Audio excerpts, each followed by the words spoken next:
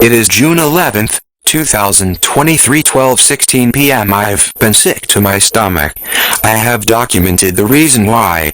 I finally was able to go to the restroom when Laughing Joey Daniel Miller aka Joseph Donald Fusilier was going to come back in my room again until, as you can see, he notices my camera, at which time it starts banging on the bathroom door, and the other bathroom was open with no one in there. It could have easily just used that one.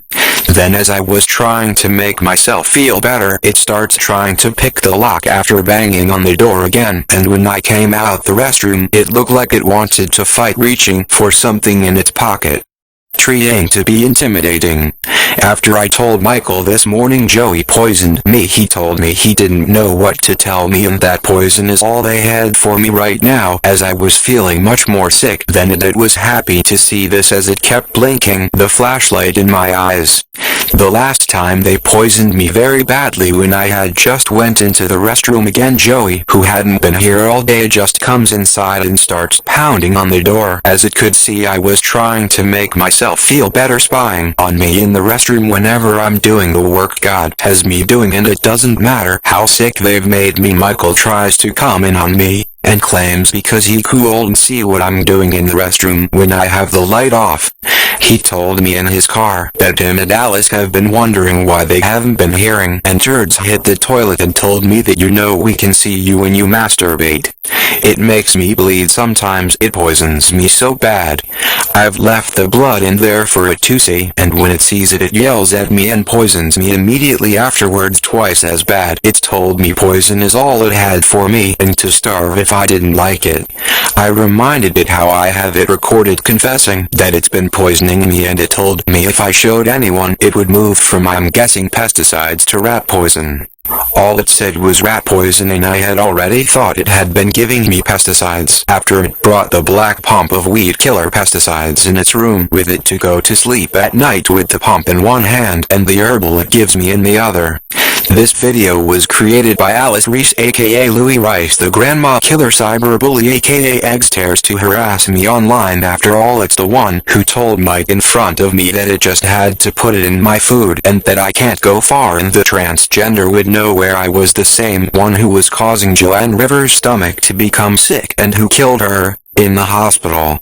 It told me the story when I first came here to live after they caused me to be homeless and falsely incarcerated me in Florida to try and teach me my lesson and to try and get me to shut up. Well, its story had to do with, once again, how badass it claims to be. It said it had a friend that eventually had to have his intestines removed because it had no other choice but keep poisoning him because he failed to listen to her, and when it told him to do the same thing, Michael Foot aka Eggstairs has told me why it's killed my friends and family and said besides they weren't good for me anyway. And anyway, you can see from this next clip that even when its victims comply, it doesn't make any difference. It still kills them. Using its Lawrence Alvine Lovett Jr. alias name aka Robert Fisher Jr. aka, as well as it goes by too many other fraudulent blasphemous names. It probably can't even count them, there are so many, and between that and its silicone face masks and all the money and houses it's stolen is why it feels unstoppable. After all, Slaymanus did oppose the question, can it still get away with murder now that it feels it's not as famous as it once was? And recently I seen in some of its lyrics I was reading that it still fantasies about slicing people's throats open when it's watching them sleeping with a knife, and that's probably what it is doing when it watches me sleeping behind the cannibal terrorist pervert spy cameras. Court of Appeals of North Carolina. State of North Carolina v. Lawrence Alvin Lovett, Jr. Heard in the Court of Appeals the 12th of December 2012.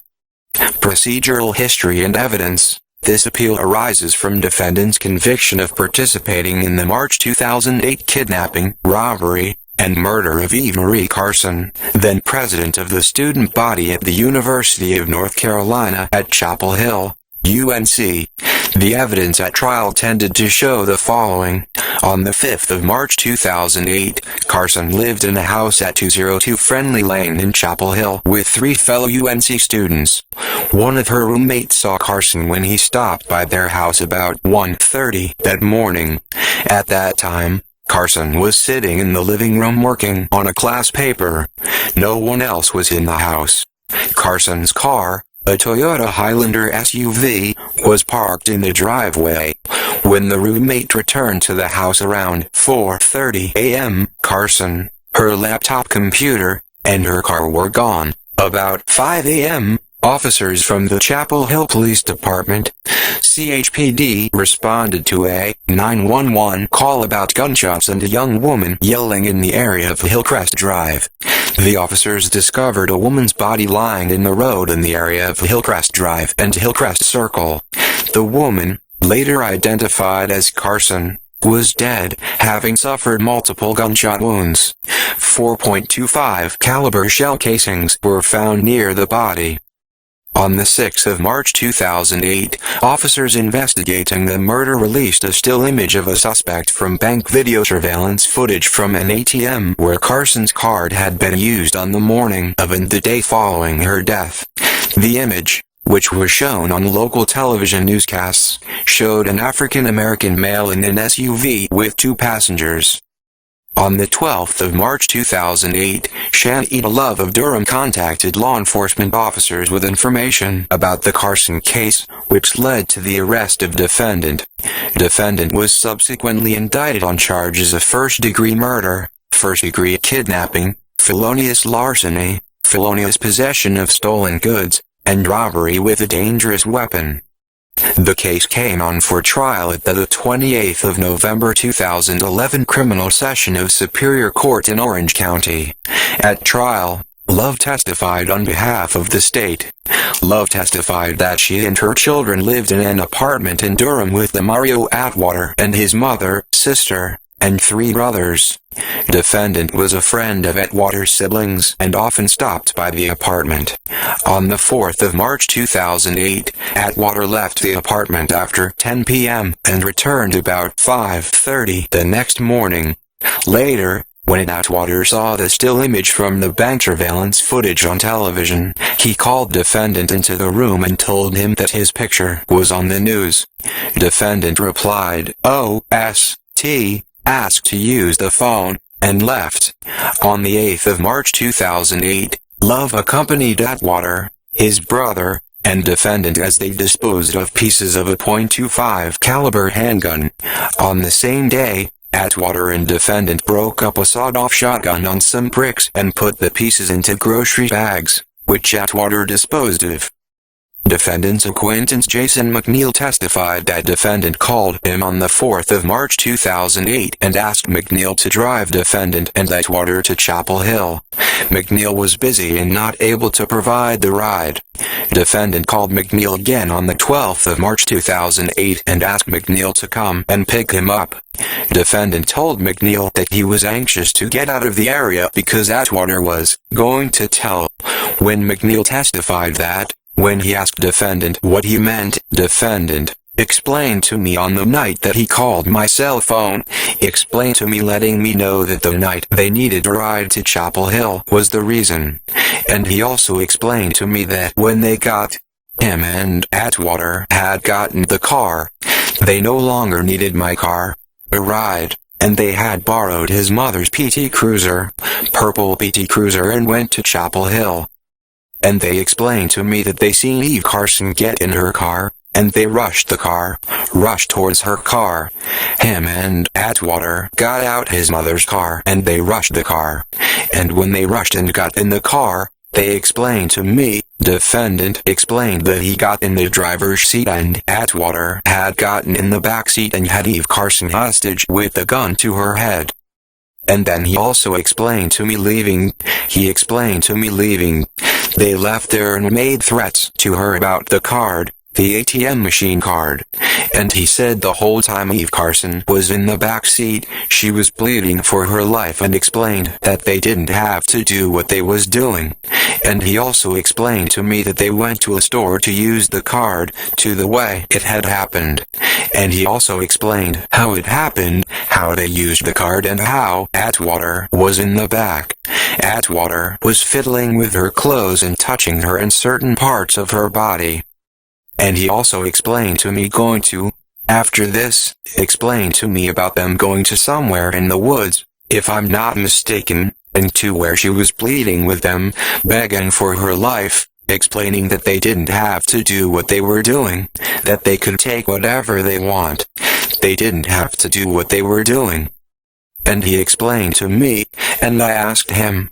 I said, so what led to y'all murdering her? And he explained to me because that she had seen their face. And then he explained to me how they murdered her.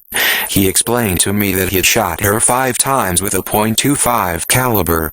And then he explained to me that she was still alive, that she took the bullets, and she ate them without, and she was still alive. She was still moving and stuff. And he explained to me that Atwater stood over top of her with a .410 gauge, and if I'm not mistaken, he told me he shot her in the chest. And when he explained shooting her in the chest, he said he no longer heard anything out of her. She was dead. Other evidence linking defendant to the crime included a match between defendant's DNA profile and the DNA profile of a swabbing taken of the interior driver's side door panel of Carson's SUV and footwear impressions from receipts found in the interior of the vehicle which were consistent with defendant's shoes. Defendant did not present any evidence. The jury returned verdicts of guilty on all charges. The trial court sentenced defendant to life imprisonment without the possibility of parole for the first-degree murder conviction, in consecutive terms of 100 to 129 months and 77 to 102 months for the first-degree kidnapping and robbery with a dangerous weapon convictions. The court arrested judgment on the felonious larceny and felonious possession of stolen goods convictions. Defendant gave oral notice of appeal in open court. On the 29th of August 2012, defendant filed a motion for appropriate relief, MAR, with this court, seeking remand for resentencing on his first-degree murder conviction pursuant to Miller v. Alabama, U.S. 132S.CT, 2455, 183, L.ED.2D, 407, 2012. On the 6th of September 2012, the state filed a response to defendant's MAR, conceding that, in light of Miller and subsequently enacted state statutes, defendant must be resentenced. The MAR was referred to this panel for decision. Discussion. In his direct appeal, defendant brings forward 4 arguments. 1. That his robbery with a dangerous weapon indictment was fatally defective. 2. That the trial court abused its discretion in overruling defendant's objections to certain questions asked by the state during jury selection. 3. That the trial court abused its discretion.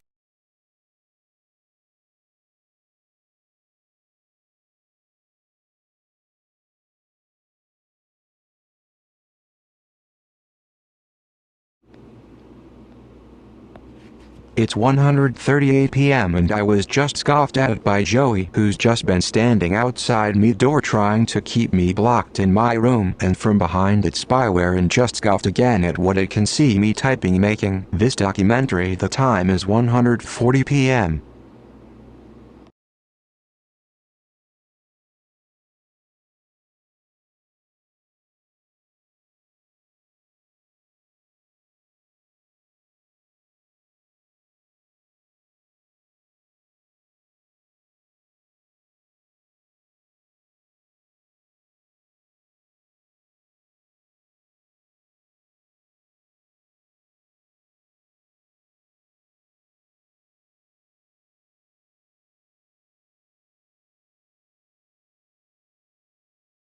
Kidnapping death of